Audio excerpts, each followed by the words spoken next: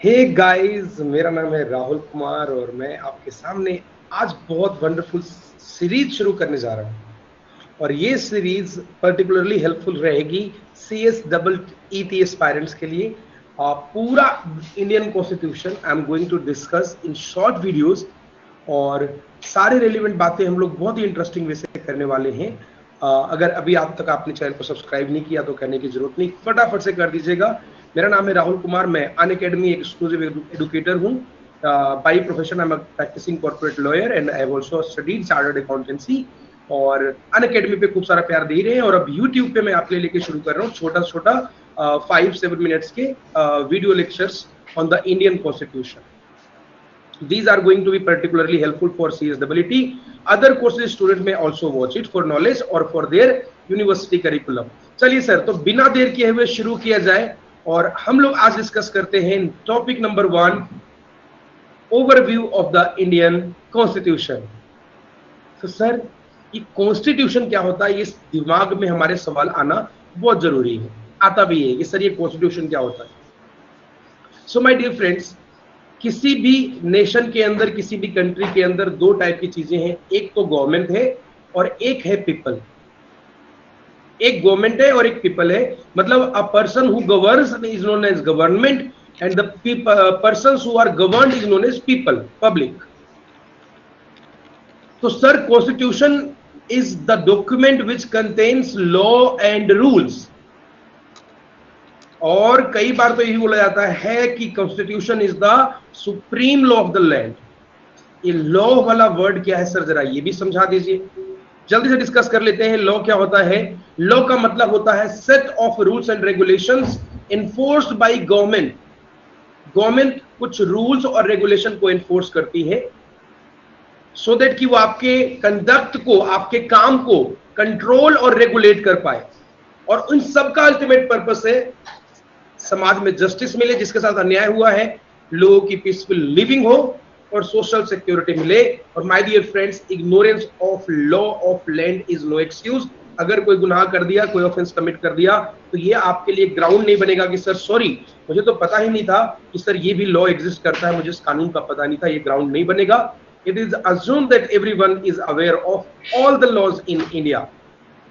One of the basis for the formation of law is also the morals or ethics which any country's constitution considers. Like sir, क्या होना चाहिए? Game खेलना अच्छी बात, लड़ाई नहीं करना चाहिए, और अगर किया पब्लिक डोमेन में तो सर पेनल्टी भी मिल सकती है।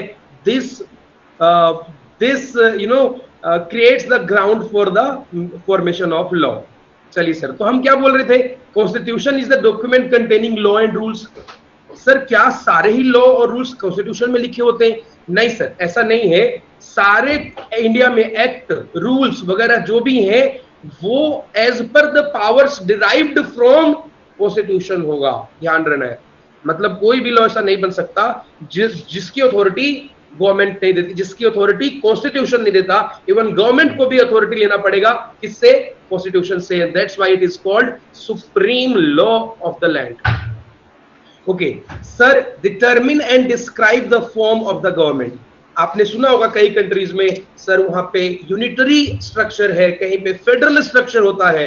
इंडिया में यूनियन ऑफ स्टेट है, जो हम लोग नेक्स्ट वीडियो में बात करेंगे, नेक्स्ट क्लास में बात करेंगे क्या होता है यूनिटरी, फेडरल, क्या होता है यूनियन ऑफ स्टेट, क्या डिफरेंस है, ये सब डिस्कस करेंगे। फिलहाल कॉन्स्टिट्यूशन वो डॉक्यूमेंट है जिसके अंदर लॉ और रूल्स होते हैं, और इसी कारण से हम लोग कॉन्स्टिट्यूशन को बोलते हैं supreme law of the land.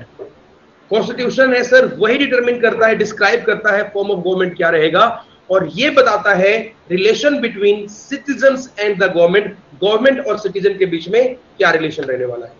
I hope that is clear to you. So constitution वो डॉक्यूमेंट है जो 3 काम करता है मेनली, जिसके अंदर लॉ एंड रूल्स होते हैं, जो फॉर्म ऑफ गवर्नमेंट डिस्क्राइब करेगा और डिटरमिन करेगा, और जो बताएगा सिटीजन और गवर्नमेंट के बीच के रिलेशंस को।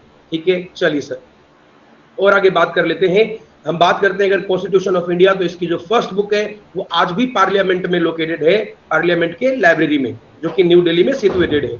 चलिए सर आगे बात कर लेते हैं, why do we need constitution. अगर आप इस पिक्चर को गौर से देखेंगे सर, यहाँ पे पॉलिटिशियन है, यहाँ पे वो लोग हैं जो गवर्न कर रहे हैं, and these are the people who are being govern. देखा जाए तो पावरफुल कौन है? देखो सब लोग लाइन में खड़े हैं गवर्नमेंट के पास पहुंचने के लिए, बट गवर्नमेंट को पावर किसने दिया हुआ है? The government is given power from the public. अगर सब लोग पीछे हट जाएंगे तो गवर्नमेंट की कोई वैल्यू नहीं होगी। चलिए सर इसको सिंपल तरीके से समझते हैं, इसको सिंपल तरीके से समझा जाए। Why do we need constitution? Sir the first thing is we need a constitution to govern a country properly. Country को ठीक से रेगुलेट किया जाए, इसके लिए हमको क्या चाहिए? कॉन्स्टिट्यूशन चाहिए। ठीक है सर। पॉलिटिकल सिस्टम का नेचर क्या रहेगा? जैसे इंडिया में पार्लियामेंट है, इंडिया में स्टेट लेजिस्लेचर है, ये कहां दिया होता है? एक कॉन्स्टिट्यूशन में दिया हुआ होता है। सर कुछ ऐसे इश्यूज हो सकते हैं जो हमें लग सकता है कि सर ये हमारे लार्जर इंटरेस्ट के अगेंस्ट में है। कुछ ऐसे इश्यूज हैं जिसको हमें सोचते हैं यार ये तो मेरे लिए अच्छा नहीं हो रहा, टैक्स देना पड़ता है यार, करोड़ों का टैक्स देना पड़ता है, लाखों का टैक्स देना पड़ता है, गलत। लेकिन सर ये हमारा एंगल है, अगर कॉन्स्टिट्यूशन है ना तो कॉन्स्टिट्यूशन इंश्योर करता है कि क्या आप सोचते हो उससे फर्क नहीं पड़ता, क्या ओवरऑल समाज के लिए अच्छा है उससे फर्क पड़ता है। ठीक है। और सर ये कॉन्स्टिट्यूशन ही है जिसकी वजह से तीनों ऑर्गन्स, जो एक गवर्नमेंट के 3 ऑर्गन्स होते हैं, एग्जीक्यूटिव, लेजिस्लेचर, जुडिशरी। आप कहेंगे सर ये क्या होता है? Executive, legislature, judiciary. ठीक नेक्स्ट वीडियो में हम इसको बात करेंगे। नेक्स्ट वीडियो में सर ये गवर्नमेंट का फॉर्म इसमें हम लोग डिस्कस करने वाले हैं। सर ये 3 फॉर्म्स है ना, एग्जीक्यूटिव, लेजिस्लेचर और जुडिशरी, ये लोग अपने अपने पावर के अंदर काम करेंगे तभी समाज में हार्मोनी रहेगा। कोई एक दूसरे के पावर को रोक टोक नहीं करेगा। से फॉर एग्जांपल पाकिस्तान में क्या होता है? मिलिट्री पावरफुल, अच्छा ठीक है, गवर्नमेंट इसी की बनेगी। कॉन्स्टिट्यूशन अच्छे तरीके से इंप्लीमेंट नहीं किया गया पाकिस्तान में। सर इंडिया में है तो तीनों जो ऑर्गन्स होते हैं गवर्नमेंट के, वो अपने अपने तरीके से काम कर रही है। गवर्नमेंट एग्जीक्यूटिव अपना अलग तरीके से काम करता है, लेजिस्लेचर अपना अलग से करता है, जुडिशरी अपना अलग से करता है। सर इवन इन तीनों ऑर्गन्स को भी पावर किसने दिया? कॉन्स्टिट्यूशन ने। अगर कोई पूछे आपसे कि सबसे बड़ा कौन होता है लॉ में, तो आप क्या बोलेंगे? Executive, parliament, legislature, judiciary? No, ये तो सर गवर्नमेंट के पार्ट है। और गवर्नमेंट को भी पावर कौन देता है? वही कॉन्स्टिट्यूशन जो सिटीजन्स को पावर देता है। ठीक है सर। तो हम सबको जो राइट्स अथॉरिटी है वो कॉन्स्टिट्यूशन ही प्रोवाइड करता है, और same goes with the government. Government को भी राइट अथॉरिटी कौन प्रोवाइड करता है? कॉन्स्टिट्यूशन। कोई भी एक्ट चाहे हम आप करें एज ए सिटीजन, या कोई भी एक्ट जो गवर्नमेंट करे जो कि कॉन्स्टिट्यूशन के दिए हुए पावर के बियॉन्ड है, वो क्या हो जाएगा? अनकॉन्स्टिट्यूशनल और हो जाएगा अनलॉफुल, और आपको उसको मानने की जरूरत नहीं है। आई होप कि आपको इतनी सी बात समझ आ गई होगी। That was it my dear friend for today. आज हम लोगों ने समझा है कि हमें हमारे पास कॉन्स्टिट्यूशन होता क्या है और कॉन्स्टिट्यूशन हमें चाहिए क्यों।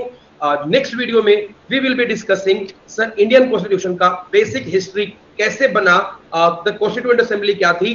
अगर अभी तक चैनल को सब्सक्राइब नहीं किया है तो फटाफट से कर दीजिए। हम आपके लिए लेके आ रहे हैं बहुत अमेजिंग छोटे छोटे शॉर्ट वीडियो जो आपके पूरे इंडियन कॉन्स्टिट्यूशन के हर टॉपिक को डिस्कस करेगा। Thank you so much, stay tuned, bye bye, thank you so much.